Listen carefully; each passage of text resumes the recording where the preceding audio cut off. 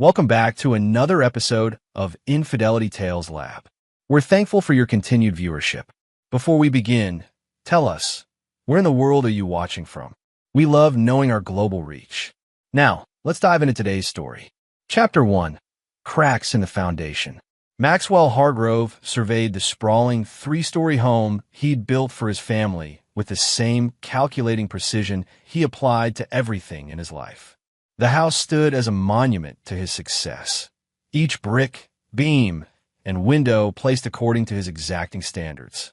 At 42, Maxwell had transformed himself from a poor kid from South Boston into one of the Northeast's most respected structural engineers. He'd earned his reputation through brilliant design work, ruthless business tactics, and an unwavering commitment to control. "Daddy, look what I made." 8-year-old Penelope raced across the manicured lawn, her blonde pigtails bouncing as she clutched a clay figurine. Maxwell knelt down, his stern expression softening only for his daughter. "What do we have here, Penny? It's us. See? That's you, me, and Mommy." Penelope pointed to the 3 misshapen figures. "Mommy helped me in her special art room at school." Maxwell examined the clay family with a critical eye. "Your mother helped with this?" "Yeah, Mr. Bailey helped too. He says I'm really good at art, just like Mommy." Maxwell's jaw tightened. "Mr. Bailey? He's new. Mommy says he understands her art in a way nobody else does." Penelope's innocent eyes showed no comprehension of how her words landed like hammer blows. "Is that so?" Maxwell's voice remained controlled, but something dangerous flickered in his eyes. Later that evening, Maxwell watched his wife, Audrey, prepare dinner. At 38, she remained stunning, tall and elegant with auburn hair and the kind of natural beauty that turned heads. Her position as the elementary school's art teacher seemed to perfectly complement his own career. They were the golden couple of Westlake. "Penny showed me her clay project today," Maxwell said casually. "She mentioned someone named Bailey." Audrey's hands paused momentarily before continuing to chop vegetables. "Thomas Bailey. He's the new assistant principal. He's been helping with the upcoming art show. Seems he's spending a lot of time with my wife and daughter." Audrey laughed, but it sounded forced. "He's passionate about arts education. The school's lucky to have him." "And how passionate is he about married art teachers?" Maxwell asked, his tone deceptively light. "Don't start, Max. Not everyone has ulterior motives like your business rivals." She placed dinner on the table with more force than necessary. "Besides, you've been so busy with the Hudson River project, you've barely been home." Maxwell noted the deflection, the slight flush on her cheeks. "The project ends next week. I'll be home more. Perhaps I'll visit your classroom, see this art show preparation firsthand." Fear flickered across Audrey's face before she masked it with a smile. "That would be nice." That night, while Audrey slept, Maxwell silently accessed her phone. 3 weeks of deleted text messages recovered through his specialized software told him everything. The innocent art teacher and the charming assistant principal, planning meetups in her classroom after hours, exchanges too intimate for colleagues, discussions about how misunderstood she felt in her marriage. Maxwell didn't confront her. That wasn't his style. Instead, he began to watch to plan. He installed a GPS tracker on her car, set up monitoring software on her devices, and started compiling a dossier on Thomas Bailey. Revenge, like engineering, required proper foundation work. Maxwell Hargrove was a patient man. He would build his revenge one carefully placed brick at a time. Chapter 2. Blueprints of Betrayal. Thomas Bailey had arrived at Westlake Elementary 6 months ago, bringing West Coast charm and progressive educational ideas to their conservative New England town. At 35, he had the easy confidence of a man used to getting what he wanted. His office walls displayed impressive credentials from Stanford and Columbia, along with photos from humanitarian missions abroad. Maxwell studied these details during the parent-teacher conference he'd scheduled, ostensibly to discuss Penelope's progress. He noted how Bailey's eyes lingered on Audrey when she joined them, the almost imperceptible touches they exchanged when passing papers. "Penelope is incredibly creative," Bailey said. "She has her mother's artistic talent and her father's attention to detail. Audrey added quickly. Maxwell smiled. I'm pleased to hear she's doing well. I understand you're both working on a special art exhibition. Bailey nodded enthusiastically. Audrey's leading the project. We're transforming the students' work into an immersive experience. The centerpiece will be a collection of fired clay sculptures representing community connections. Sounds ambitious, Maxwell said. Must require long hours. Audrey's smile tightened. It's a labor of love. I'd like to contribute, Maxwell said, watching their reactions carefully. Perhaps I could volunteer some time? Help with construction of the displays. The flicker of panic that passed between Audrey and Bailey confirmed Maxwell's suspicions. That's generous, but unnecessary, Bailey recovered smoothly. We have everything under control. Nonsense. I insist. Maxwell's tone made it clear the discussion was over. My company is always looking for community projects. Consider it done. Over the next 2 weeks, Maxwell became a fixture at the school. He designed and built display pedestals, hung lighting systems, and volunteered in Audrey's classroom. He was polite, helpful, and observed everything while appearing to notice nothing. He saw how Audrey and Bailey communicated through glances when they thought no one was watching. He noticed Audrey staying late in her classroom, claiming to work on projects that showed little progress the next day. He cataloged the pattern of their meetings. Tuesdays and Thursdays when Maxwell typically had late business dinners, occasional Saturdays when Penelope had ballet lessons. At home, Maxwell remained the perfect husband, attentive, supportive, even increasing his affection toward Audrey. His behavior confused her. She grew nervous, making small mistakes. You seem distracted lately, Maxwell commented one evening as they prepared for bed. Is the art show becoming too stressful? No, it's fine, Audrey replied too quickly. Thomas, Mr. Bailey, has been a tremendous help. Good to hear. Maxwell's smile didn't reach his eyes. I've taken time off next Thursday to attend that school board meeting about arts funding. I know how important it is to you. Audrey's face paled. Thursday was when she and Bailey had planned to meet at a hotel 30 miles away.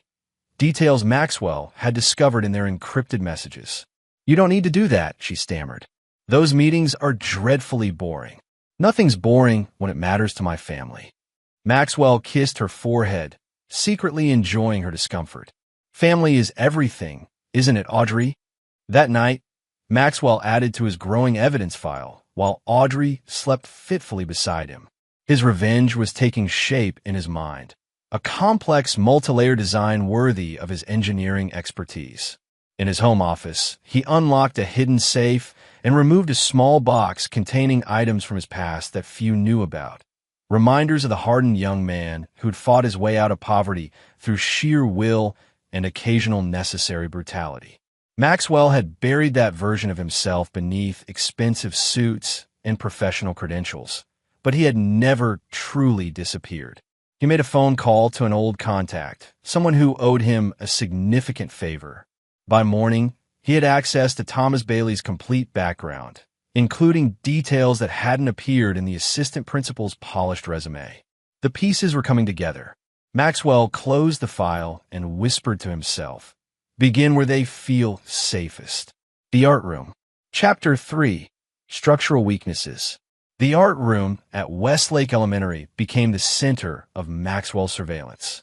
He volunteered to upgrade the outdated electrical system, installing new outlets and improved lighting, along with hidden cameras and microphones strategically placed throughout the room and in the adjoining storage closet. From his laptop, Maxwell watched as his wife and her lover met after school hours, their relationship evolving from professional to intimate among the children's artwork and supplies. He recorded their conversations, their plans, their declarations of love, and their complaints about their current lives, particularly Audrey's lamentations about being married to a controlling, emotionless machine. Max only cares about appearances and achievement, she told Bailey during one afternoon meeting. He sees Penny and me as possessions, not people. Bailey pulled her close. We'll figure this out, AD. You and Penny deserve better than living under his thumb. Maxwell noted how they had already included his daughter in their plans. Their intention to tear apart his family was now undeniable. Through his investigation, Maxwell discovered Thomas Bailey wasn't who he claimed to be. The assistant principal had changed his name from Timothy Blackwell after leaving Arizona under suspicious circumstances involving inappropriate relationships with parents at his previous school. Nothing had been proven, but Bailey had resigned rather than face an investigation. Maxwell also learned that Bailey had a pattern of targeting vulnerable women, particularly those in unhappy marriages. He had significant gambling debts and had recently made inquiries about teaching positions abroad, suggesting he might eventually abandon Audrey after destroying her marriage. Instead of confronting them, Maxwell began the first phase of his plan. He anonymously sent Bailey's gambling creditors his current address. He arranged for Audrey to overhear carefully orchestrated phone conversations suggesting financial problems with his company, making her believe they might lose everything. He began subtly undermining Bailey at school, questioning his decisions during committee meetings and suggesting his qualifications might be exaggerated. The pressure caused Bailey to make mistakes. He snapped at students, showed up late to meetings, and began pushing Audrey to accelerate their timeline. "We need to tell Maxwell soon," Bailey insisted during a meeting in the art room storage closet. "I'm tired of sneaking around. You promised you'd leave him by the end of the semester." "It's complicated, Tom," Audrey whispered. "There's Penny to consider, and now with his company possibly in trouble." "That's not your problem anymore." Bailey's voice hardened. "Unless you're having second thoughts?" Maxwell watched the doubt cross his wife's face. She was trapped between them, exactly as he intended. The art show became the perfect backdrop for Maxwell's plan. As the exhibition date approached, the massive kiln in Audrey's classroom worked overtime, firing dozens of student projects.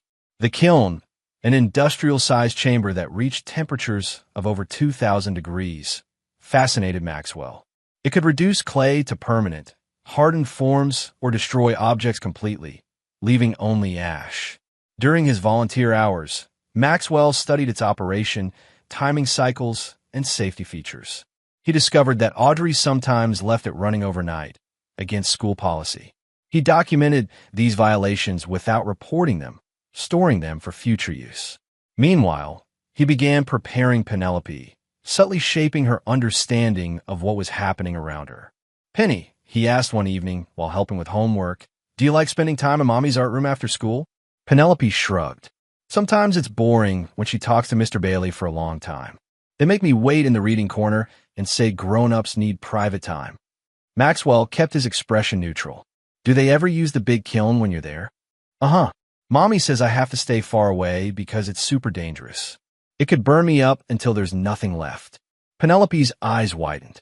"Mr. Bailey says it's like a monster that eats anything you put inside.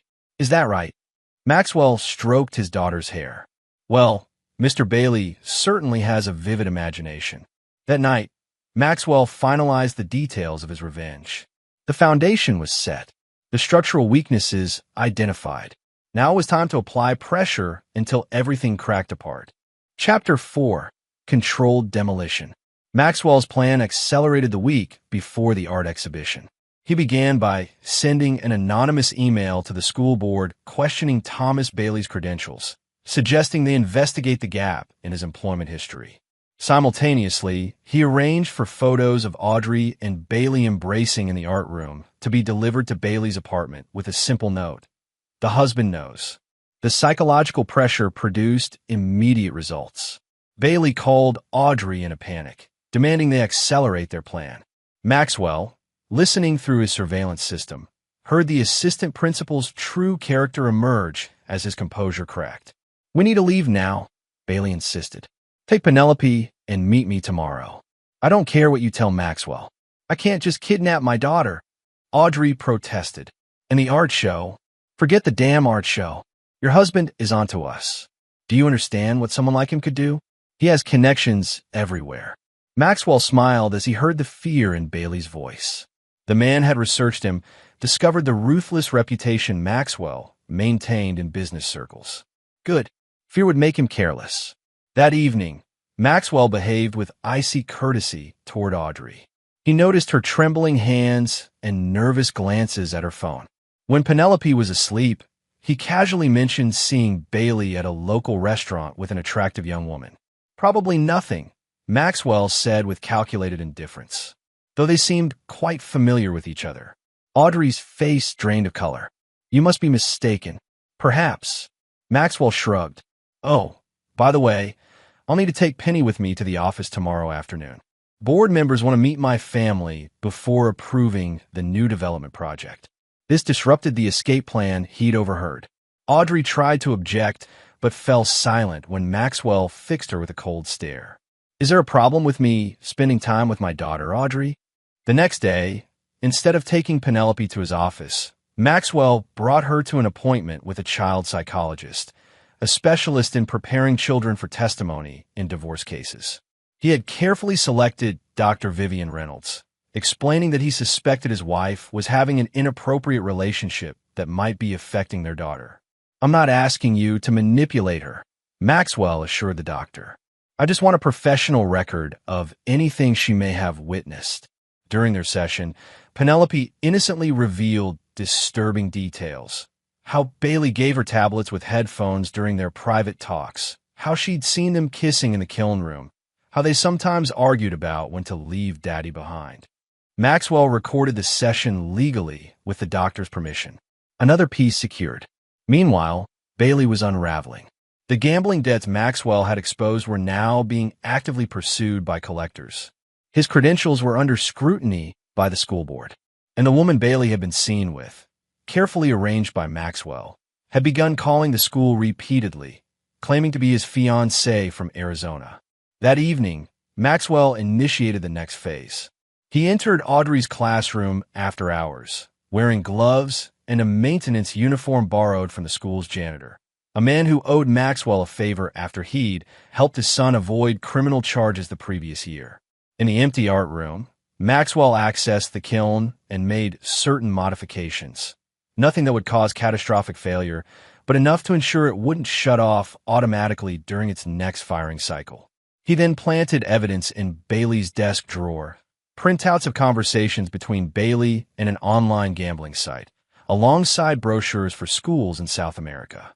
Finally, Maxwell placed a small, specialized recording device inside one of Penelope's clay sculptures, a family figure that was scheduled to be fired in the kiln the next day as part of the exhibition preparations.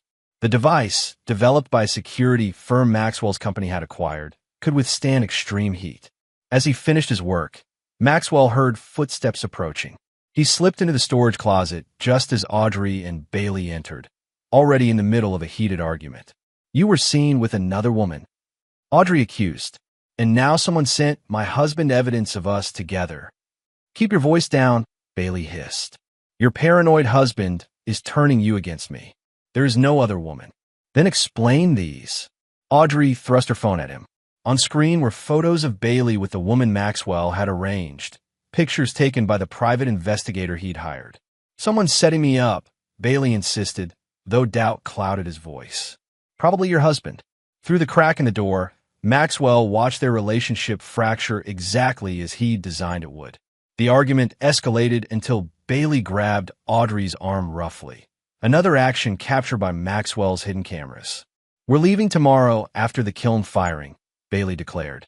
With or without your daughter. I can't stay here anymore. The threat against Penelope was the final piece Maxwell needed. He silently recorded their conversation on his phone, then slipped out while they continued arguing. Outside in his car, Maxwell sent one text message to Bailey. Touch my daughter, lose everything. He included a photo taken seconds ago of Bailey grabbing Audrey's arm, letting him know he was being watched. The demolition was proceeding exactly according to plan. Chapter 5, Pressure Points. The day of the final kiln firing arrived. The school buzzed with excitement about the upcoming exhibition, unaware of the tension building in the art room. Maxwell had arranged to attend the firing as a parent volunteer, positioning himself to witness the culmination of his revenge plan. That morning, he had taken Penelope aside before school. Remember, Penny, if you ever feel scared at school today, you call me immediately. Not Mommy, not Mr. Bailey. Me. He handed her a new phone. This is our special connection. Why would I be scared, Daddy? Penelope's innocent question carried a hint of anxiety. Just precaution, sweetheart. Like the safety measures we take at construction sites. Maxwell hugged her tightly. Sometimes adults make bad decisions. My job is protecting you from consequences. At the school, Maxwell maintained a cordial facade while observing Audrey's increasing distress. She'd received his anonymous package that morning. Divorce papers accompanied by evidence of her affair and a custody agreement granting him full rights to Penelope. No explanation, no demands, just the cold reality of what awaited her. Bailey arrived looking worse. The assistant principal's typically polished appearance had deteriorated. He was unshaven, his eyes bloodshot from lack of sleep. The school principal, Diana Russell, had called him in for questioning about his credentials that morning. Another thread pulled by Maxwell. The kiln loading proceeded under Audrey's nervous supervision. Students carefully placed their projects inside, including Penelope's family sculpture with its hidden recording device. Maxwell helped, offering encouraging words to the children while monitoring Bailey's increasingly erratic behavior. The temperature seems off, Maxwell casually mentioned to Audrey as she programmed the kiln. Are you sure it's calibrated correctly? His question, deliberately asked in front of others, made her second-guess herself. She rechecked the settings, unaware of the modifications he'd made. The small seeds of doubt would blossom into panic later. During lunch break, Maxwell ensured Penelope stayed with him rather than returning to the classroom as Audrey had requested. This disrupted the escape plan he knew they had formulated. They couldn't leave without his daughter. Your wife seems distracted today, Principal Russell commented when she joined Maxwell and Penelope in the cafeteria. Is everything all right? Audrey's been under considerable stress lately, Maxwell replied, his concern appearing genuine. I'm worried about her relationship with certain staff members becoming inappropriate. Russell's eyebrows raised. Are you suggesting? I'm not making accusations, Maxwell said carefully.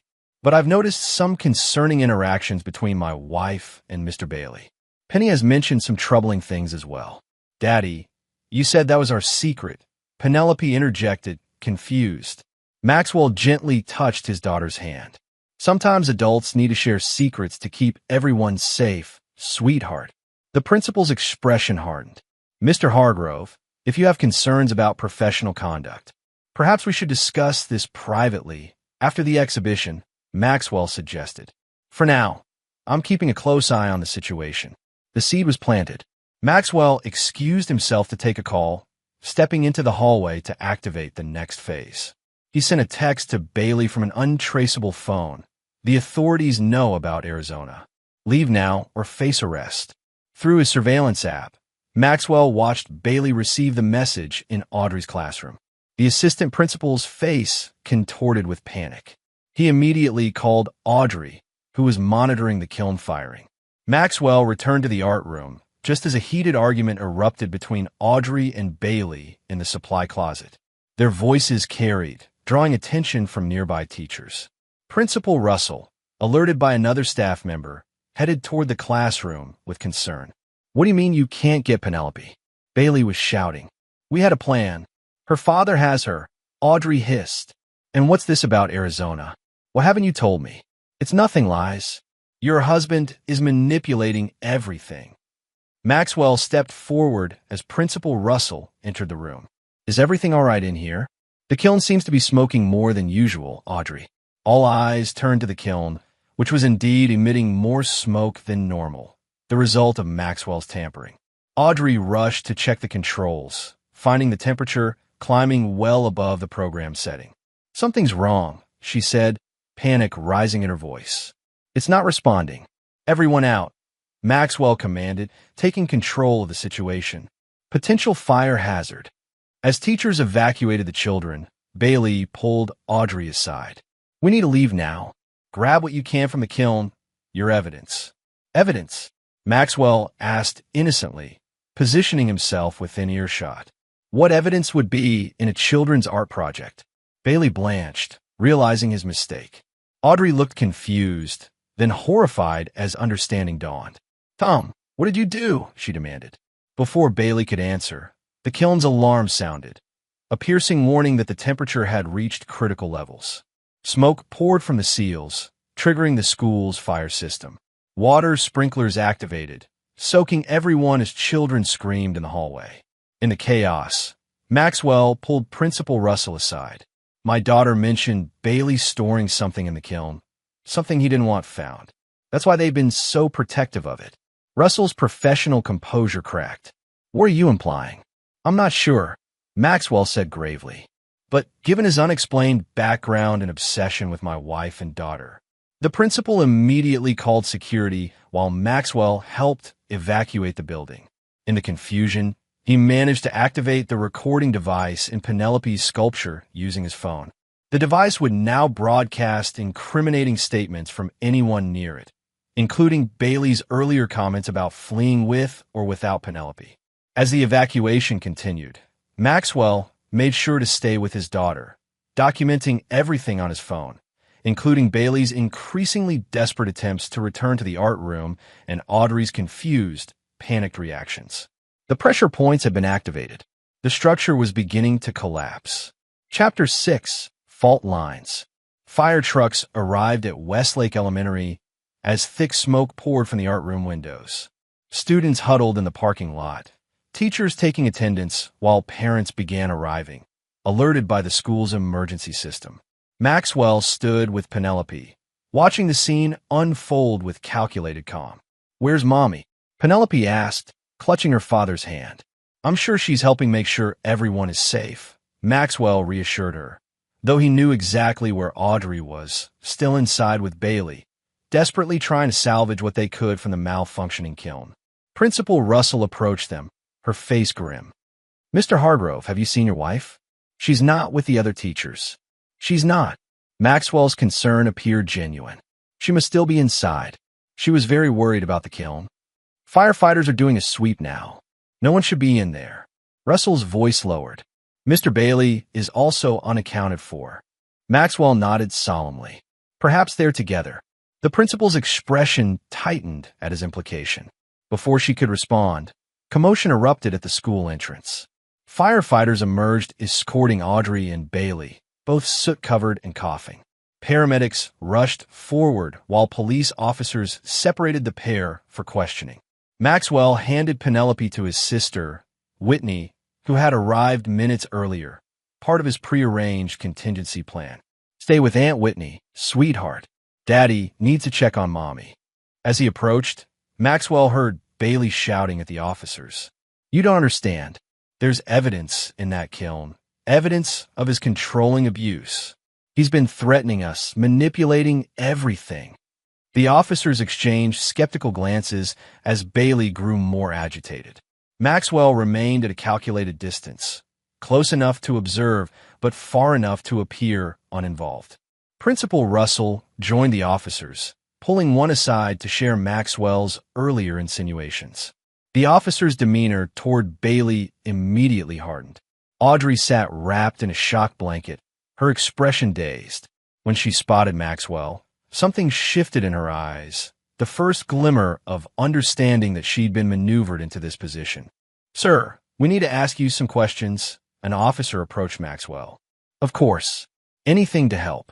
Maxwell's cooperative tone contrasted sharply with Bailey's continued protests. The questioning revealed exactly what Maxwell had orchestrated. Bailey had convinced Audrey to store something valuable in the kiln, supposedly documentation of Maxwell's controlling behavior and financial crimes, though no evidence existed. Bailey had tampered with the kiln's settings despite Audrey's warnings about safety protocols, resulting in the malfunction. Most damning was the recording from inside Penelope's clay sculpture, perfectly positioned to capture Bailey's incriminating statements about leaving with or without Maxwell's daughter. The recording device, designed to withstand high temperatures, had broadcast the conversation directly to Maxwell's phone before being destroyed in the fire. "He was planning to take my daughter," Maxwell told the officers, his voice breaking with well-practiced emotion. "My wife may have been involved, but I believe she was manipulated. Thomas Bailey has a history of this behavior." By late afternoon, Bailey was taken into custody, not just for the school incident, but for questioning regarding his false credentials and the outstanding warrants Maxwell had arranged to have discovered from Arizona. Audrey was released after preliminary questioning, though informed that further investigation would follow. As parents collected their children, Maxwell brought Penelope to where Audrey sat isolated on a bench. His daughter ran to her mother, who embraced her with desperate intensity. "Mommy, are you hurt? Daddy said the monster kiln got too hungry." Audrey's tear-streaked face looked up at Maxwell, recognition dawning in her eyes. "No, baby. I'm okay. Just a little scared. We should get you home," Maxwell said quietly. "This has been traumatic for everyone." "Max," Audrey began, her voice barely audible. "Not now." He cut her off with a meaningful glance toward their daughter. "We'll discuss everything later." As they walked toward his car, Principal Russell intercepted them. "Mrs. Hargrove, given the circumstances, the board feels it's best you take administrative leave until this matter is resolved." Audrey nodded numbly, while Maxwell offered appropriately concerned responses. In the background, Bailey was being placed in a police car, his career and reputation systematically dismantled. That evening, after putting Penelope to bed, Maxwell finally confronted Audrey in their kitchen. He silently placed a folder on the counter between them, containing every piece of evidence he'd gathered about her affair, including intimate photos, text messages, and recorded conversations. "How long have you known?" Audrey whispered, her hands trembling as she looked through the file. "Long enough." Maxwell's voice carried no emotion. "The real question is, did you actually believe I wouldn't find out? That I wouldn't protect what's mine? Penelope was never in danger. I wouldn't. Stop lying." Maxwell's calm facade cracked slightly, revealing the cold fury beneath. "I heard everything. You were willing to destroy our family for a man who's been investigated for inappropriate relationships at 3 different schools, who has gambling debts he hoped you'd help pay, who is planning to use you and discard you." Audrey collapsed into a chair, the weight of reality crushing her. "What happens now?" Maxwell placed another document before her, divorce papers already prepared. "You signed these. You agree to full custody for me with limited supervised visitation for you. You leave this house tonight. You orchestrated all of this." Audrey realized, horror dawning on her face. "The kiln, the evidence, the fire. You destroyed everything." "I protected what's mine." Maxwell's voice was steel. "Bailey tried to take my daughter. You helped him. The consequences could have been much worse. You can't just erase me from Penelope's life. She needs her mother. She needs stability and protection from poor influences."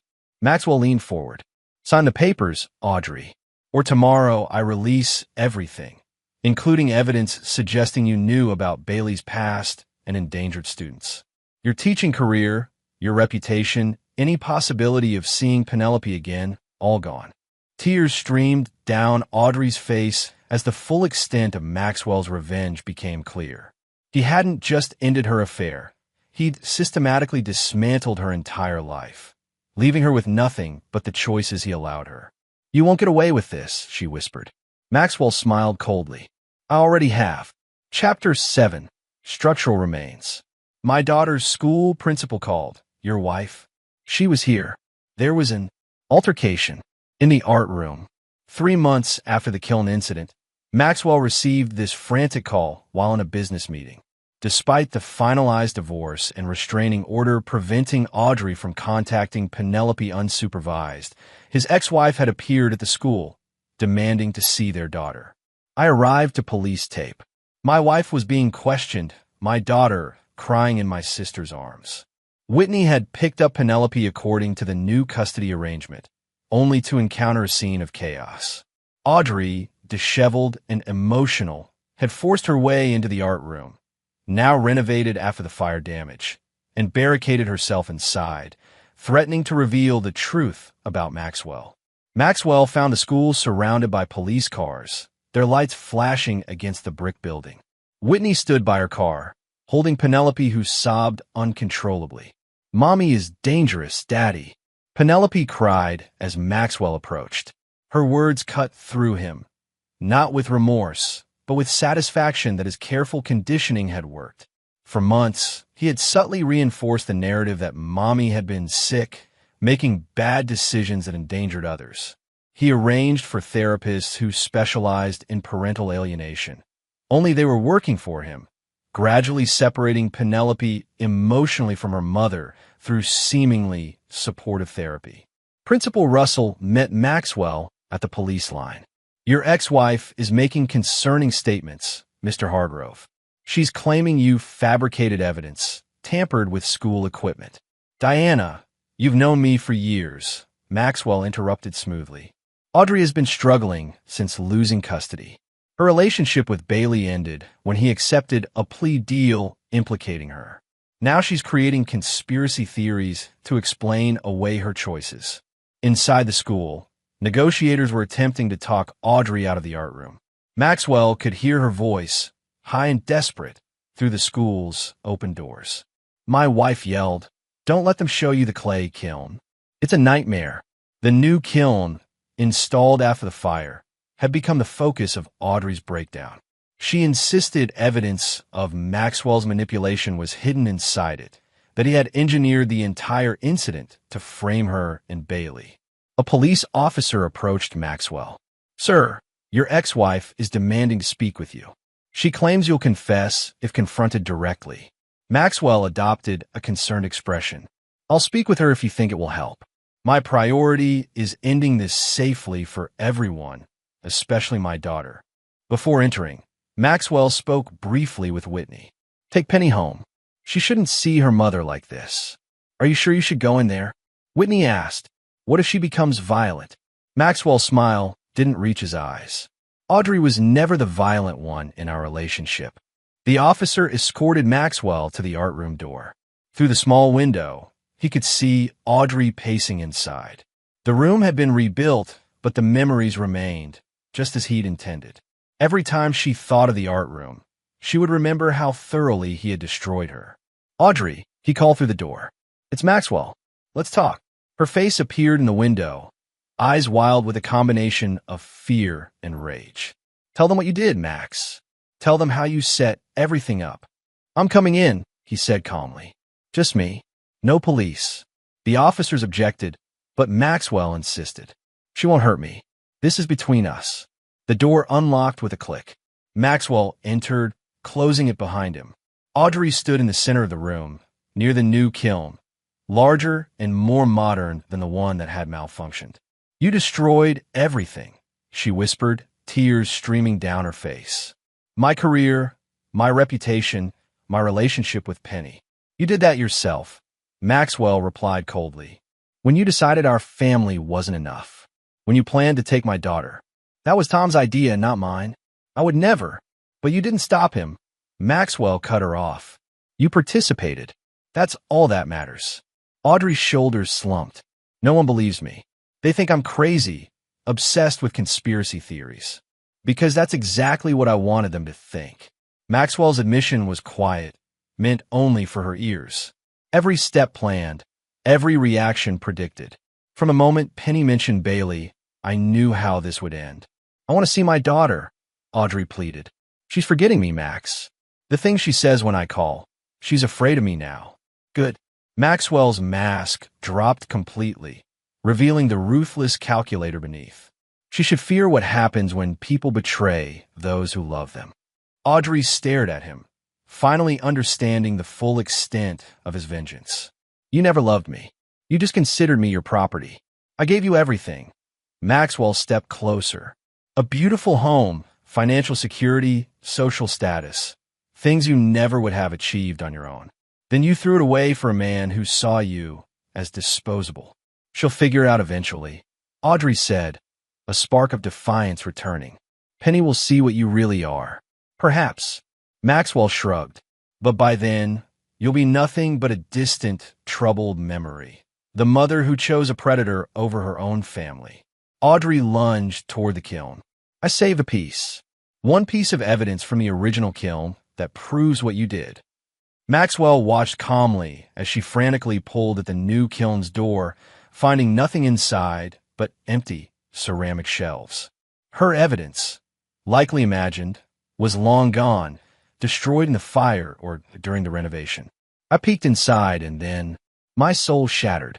This is what Maxwell would later tell the police, that he had followed his distraught ex-wife to the kiln, concerned she had hidden something dangerous inside it, that he had watched her emotional collapse when she realized her evidence was gone, that he had tried to comfort her, only to have her attack him in desperation.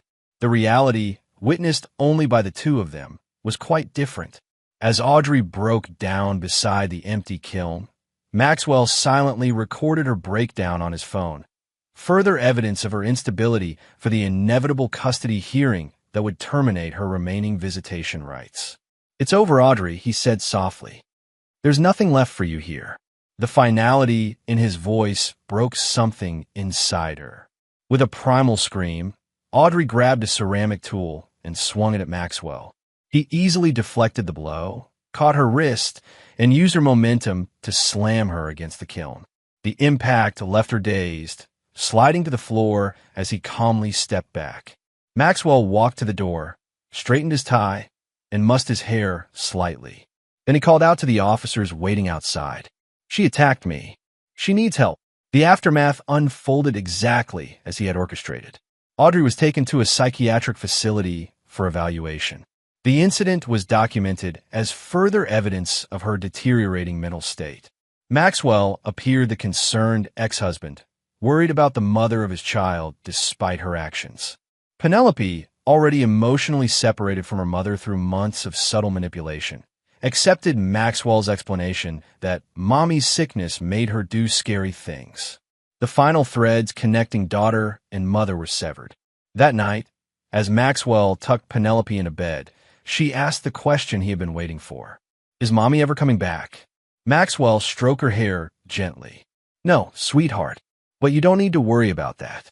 You have me, and I will never let anyone take you away or hurt you. Not ever." In the darkness of his daughter's room, Maxwell Hargrove smiled. The structure of his revenge was complete, built with the same exacting precision as his architectural masterpieces. Permanent, unforgiving, perfect. Chapter 8. Inspection Report. 6 months after Audrey's breakdown at the school, Maxwell sat in his home office reviewing the final report from her psychiatric evaluation. The diagnosis confirmed what he had methodically engineered: delusional disorder with persecutory features, exacerbated by adjustment disorder following divorce and loss of custody. The court had terminated her remaining visitation rights, pending significant improvement and extended stability, conditions Maxwell had ensured would be nearly impossible to meet through his careful documentation of every outburst, every conspiracy theory she had developed about his role in her downfall. A soft knock interrupted his review. Whitney entered, her expression troubled. "Penny's asleep," she said, taking a seat across from him. "Max, we need to talk about Thomas Bailey." Maxwell raised an eyebrow. His sister had been an unwitting accomplice in his revenge, believing the narrative he had constructed about Bailey being a predator who had manipulated Audrey into endangering Penelope. "What about him?" "His sister contacted me." Whitney placed a business card on the desk. "She's convinced he was set up. Says he had evidence proving it before his arrest. Evidence that conveniently disappeared in a kiln fire," Maxwell noted dryly. "How remarkable." "Max," Whitney studied her brother carefully. "Did you orchestrate all of this? The affair, the fire, Bailey's arrest?" "The affair was their choice," Maxwell replied, his voice neutral. "Everything that followed was simply consequence." Whitney's eyes widened slightly. Though they had grown up together in poverty, she had never fully understood the depths of her brother's capacity for vengeance. She had glimpsed it occasionally in childhood, when neighborhood bullies mysteriously suffered accidents after targeting them, when business rivals unexpectedly faced investigations or audits. "Bailey's serving 3 years," she said quietly. "Audrey's institutionalized. Their lives are destroyed. They try to take my daughter." Maxwell's expression remained unchanged. "No one takes what's mine." Whitney stood, unsettled by his coldness. "What happens when Penny grows up, when she starts asking questions? By then, the narrative will be firmly established. The unstable mother, the predatory administrator, the father who protected her from both. Maxwell gathered the psychiatric reports into a folder. Perception is reality, Whitney. You know that. After his sister left, Maxwell accessed his private server containing the complete documentation of his revenge. Unlike the scattered evidence Audrey claimed to have, his records were meticulous. Every conversation recorded, every manipulation documented, every contingency planned for. He reviewed Bailey's case with satisfaction. The former assistant principal had accepted a plea deal for identity fraud and child endangerment, rather than face more serious charges Maxwell had manufactured. Bailey would never work in education again. His reputation was permanently destroyed. Maxwell's private investigator had reported that Bailey's gambling debts had mounted during his incarceration. His family had abandoned him after discovering the extent of his deceptions. Upon release, he would have nothing, exactly as Maxwell had planned. More satisfying was the report on Audrey. Isolated in a psychiatric facility outside Boston, she continued to insist that Maxwell had orchestrated everything, claims that only reinforced her diagnosis. Her parents, initially supportive, had gradually accepted Maxwell's version of events, especially after he arranged for them to maintain a relationship with Penelope despite Audrey's condition. The art teacher, who had once been vibrant and creative now, spent her days in group therapy, her artistic talents dulled by medication. Maxwell had arranged for specific details of her breakdown to reach the art education community, ensuring no school would ever risk hiring her again. His phone chimed with a message from Penelope's therapist, another professional carefully selected by Maxwell. The therapist reported continued progress in helping Penelope process her traumatic experiences with her mother. The child now rarely asked about Audrey, focusing instead on her relationship with Maxwell and her activities at her new school. Maxwell closed his laptop, satisfaction settling over him like a comfortable cloak. He had not merely ended a threat to his family. He had systematically erased Audrey and Bailey from his life, while maintaining his reputation as a devoted father and successful businessman. A text message interrupted his contemplation. A woman he had been seeing casually for the past month, a widow with a young son who served as a convenient playmate for Penelope. Thinking of you, her message read.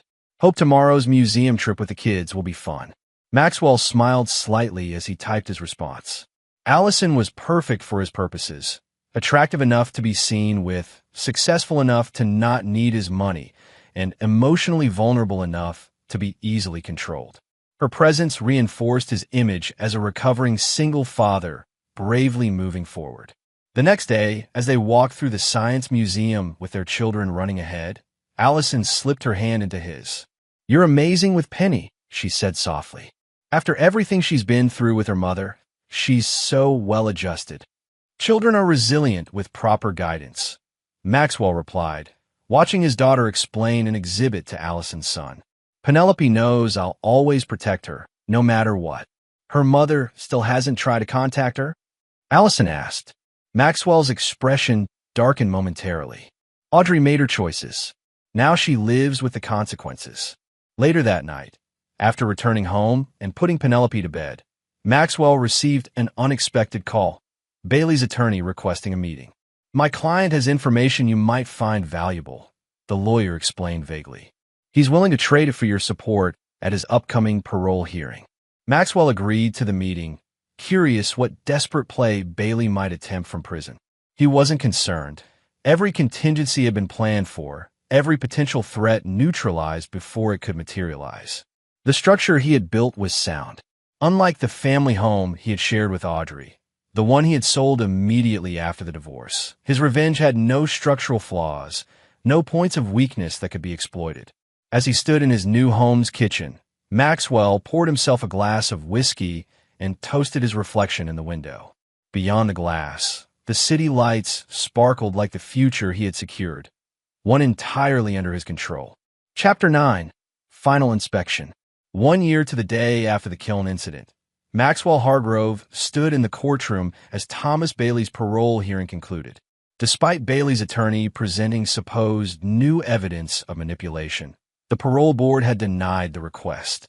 Maxwell had made certain of it through his connections within the state's judicial system.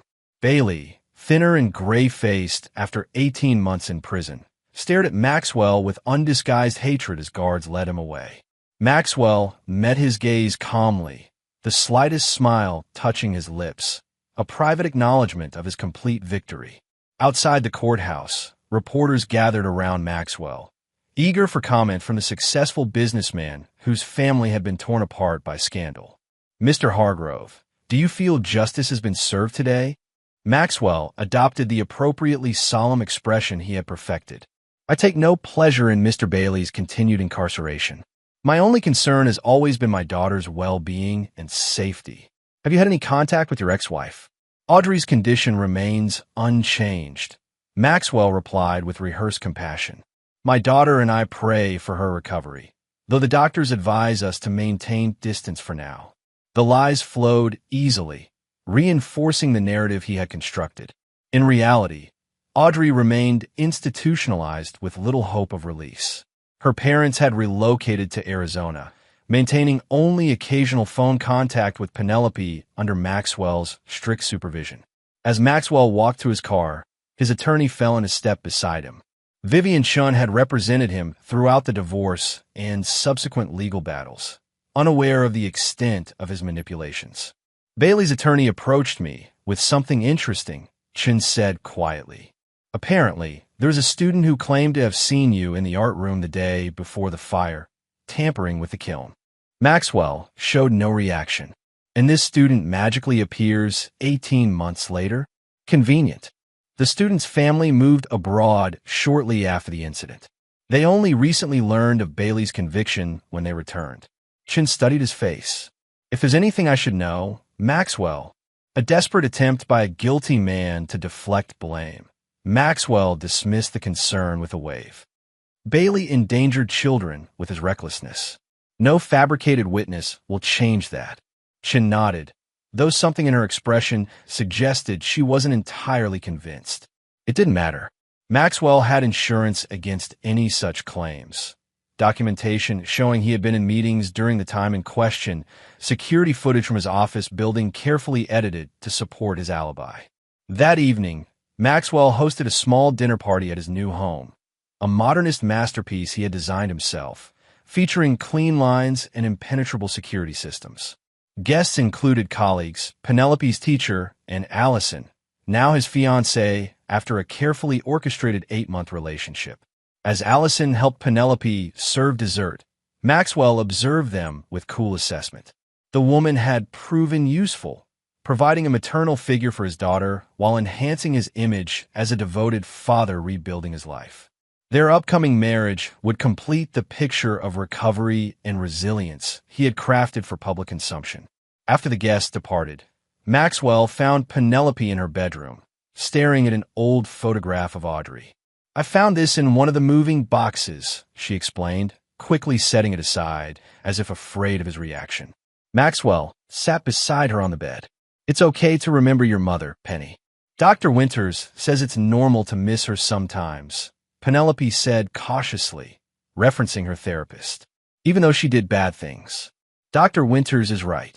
Maxwell chose his words carefully, maintaining the narrative. "Your mother loved you in her way. She just couldn't separate that love from her problems. Will I ever see her again?"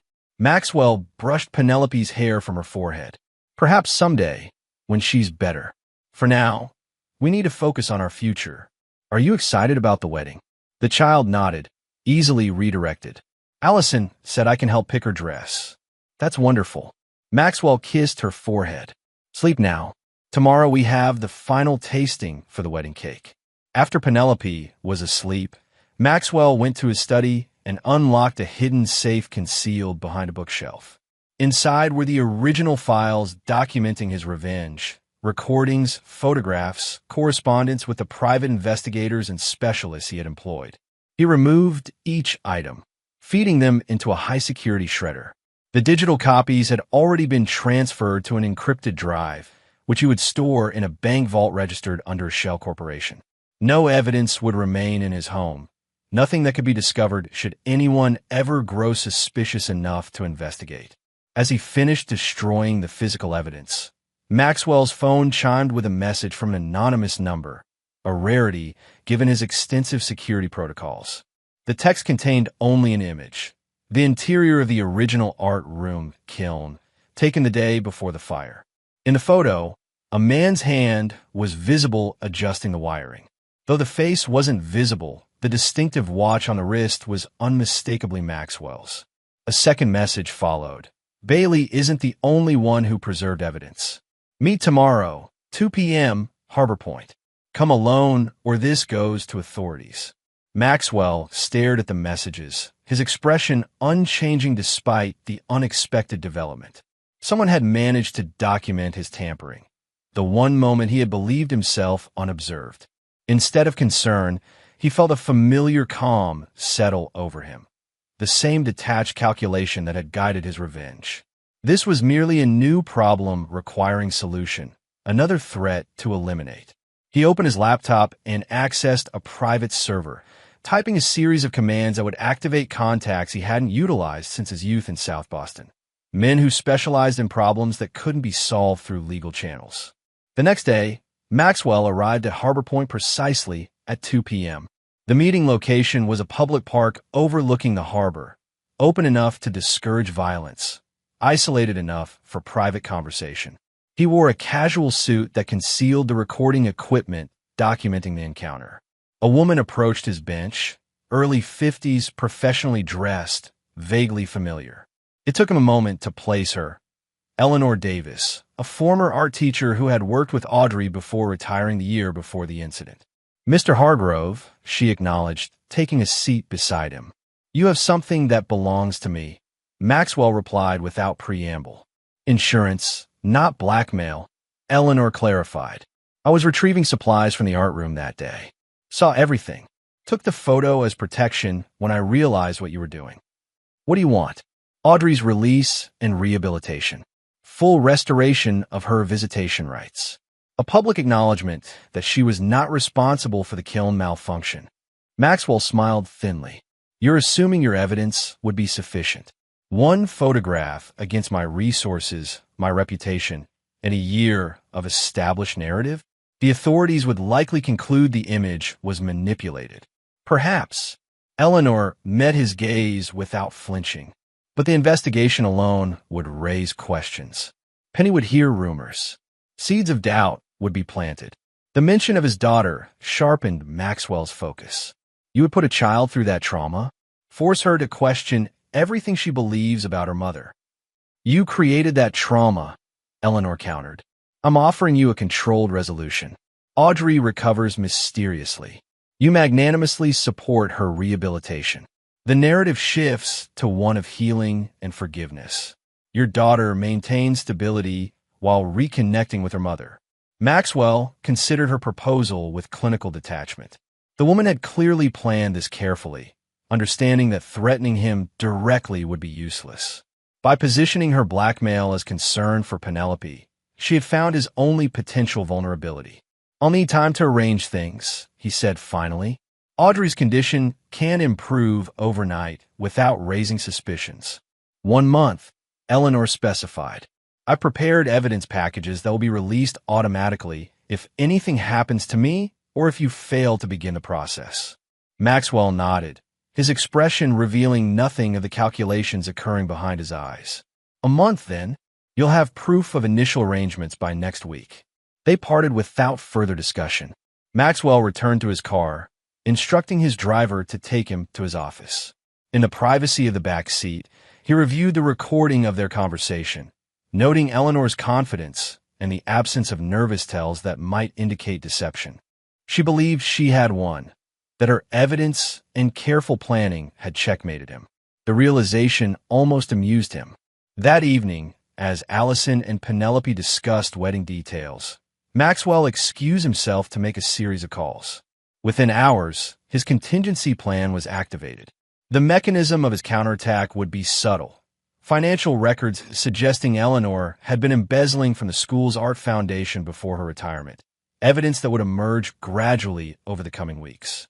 Simultaneously, he began the process Eleanor had demanded, arranging for specialists to review Audrey's case, initiating the paperwork that would eventually allow supervised visitation.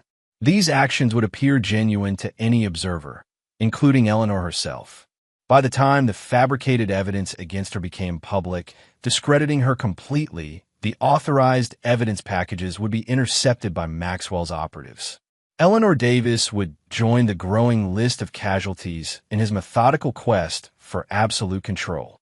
3 weeks later, Maxwell stood in his new study, watching a news report on Eleanor Davis's arrest for financial fraud.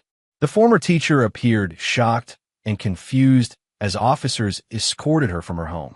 The evidence against her was substantial and growing. Each new revelation making any claims against Maxwell seem increasingly like desperate attempts to deflect guilt. His phone rang. Principal Russell calling with concerns about the scandal's potential impact on the upcoming arts fundraiser Maxwell was sponsoring in Penelope's name. "I've already spoken with the board," he assured her. "This unfortunate situation won't affect our commitment to rebuilding the arts program. In fact, I'm increasing my donation in light of this betrayal of trust." After finishing the call, Maxwell checked his surveillance app, a specially designed program that allowed him to monitor both his home and Penelope's activities. His daughter was playing in the garden with Allison, helping plant flowers for the wedding ceremony that would take place there in 2 weeks. The scene represented the final phase of his reconstructed life: a loving father, a successful businessman, a community leader rising from personal tragedy. The narrative was complete, all loose ends eliminated or controlled. That night, Maxwell visited the last remaining physical connection to his revenge, a small storage unit registered under a false name, containing a single item. The original clay family sculpture Penelope had created, recovered from the kiln debris by one of his operatives before evidence teams arrived. The misshapen figures, father, mother, child, stood as a monument to what had been destroyed and what had been built in its place. Maxwell studied it briefly before sealing it in a concrete-filled container that would be disposed of in the harbor's deepest point. No evidence would remain, no possibility of discovery, no chance for redemption or forgiveness. On his wedding day, as Maxwell stood with Allison and their children before friends and colleagues, his expression was one of contentment and resolved grief, the public face of a man who had survived tragedy and found new happiness. Only he knew the truth beneath the performance, that his capacity for vengeance was limitless, that anyone who threatened what he considered his would be eliminated without mercy or hesitation. That forgiveness was a weakness he had purged from himself decades ago in the streets of South Boston. As he recited his vows, Maxwell caught sight of Penelope watching him with adoration, the child who would never know the full extent of what he had done to preserve his claim to her. In her eyes, he was the father who had protected her from danger, the hero of their story. In that moment, looking at his daughter, Maxwell Hargrove felt the closest thing to emotion he was capable of experiencing: absolute satisfaction in a plan perfectly executed. The revenge was complete. The structure would stand.